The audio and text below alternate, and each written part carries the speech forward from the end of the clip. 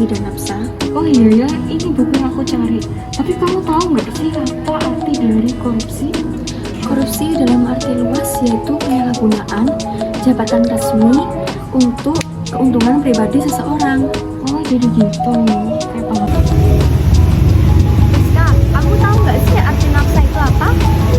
Nafsa itu atau kepanjangan dari narkotika, psikotropika, dan zat adiktif itu dalam arti luas yaitu semua zat kimiawi yang jika dimasukkan ke dalam tubuh seseorang, baik secara oral maupun disuntik, itu dapat mengganggu kesehatan psikologi seseorang atau dapat menimbulkan kecanduan atau ketergantungan.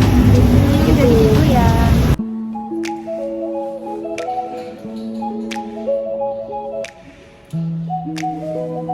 Loh, Li, ngapain di sini? Aku lagi cari buku tentang korupsi sih. Korupsi. Iya, kayaknya ini deh. Tuh. Iya, ini. Nah, korupsi itu dapat dilihat dari perspektif apa aja sih? Kalau korupsi itu dapat dilihat dari perspektif politik, hukum, budaya, agama, dan sosial. Nah, salah satunya itu korupsi politik. Korupsi politik itu dapat diartikan sebagai perilaku pejabat yang menyimpang dari kewenangan resmi yang dimilikinya. Jadi gitu. Oh gitu ya. Iya. Kamu kemarin kan di perpus ya, tapi aku masih bingung nih perspektif nafsa itu apa aja ya? Nah, jadi nafsa itu dapat dilihat dari berbagai perspektif. Yang pertama, perspektif hukum, politik, agama, budaya, dan sosial.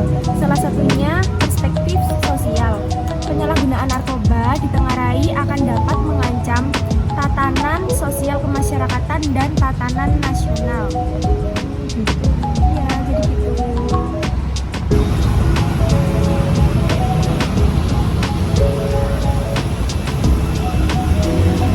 Gria, di Indonesia sekarang kan banyak terjadinya korupsi dan nafsa. Apa sih dampaknya?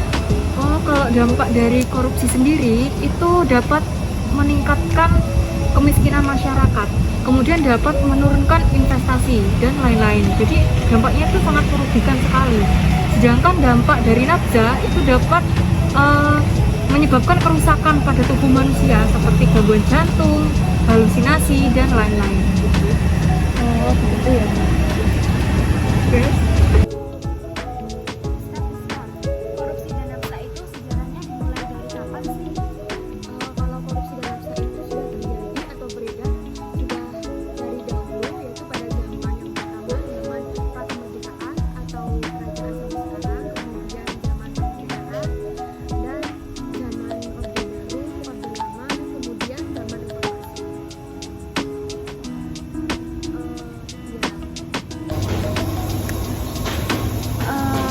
Mbak Dina, ya, gimana sih upaya pemberantasan korupsi dan nafsa itu? Jadi, pemberantasan korupsi dapat diatasi dengan kita harus melakukan penyuluhan atau pelatihan kepada masyarakat atau kepada seluruh masyarakat Indonesia agar tidak melakukan korupsi ataupun nafsa. Yang kedua yaitu memperbaiki sistem anti korupsi. Yang ketiga, ikut membangun budaya anti korupsi untuk semua masyarakat. Oh begitu ya Mbak.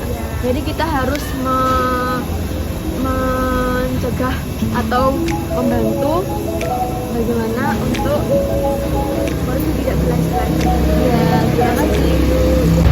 Sekian penjelasan dari kelompok kami. Kurang lebihnya mohon maaf. Stop korupsi, stop nafsa. Bye.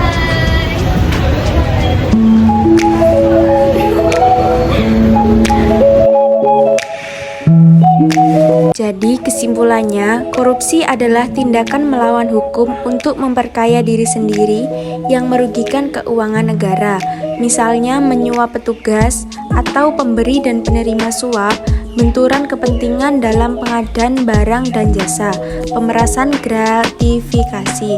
Sedangkan nafsa adalah singkatan dari narkotika, psikotropika, dan zat adiktif. Nafsa adalah zat adiktif yang mempengaruhi kondisi kejiwaan atau psikologi seseorang, pikiran, perasaan, dan perilaku.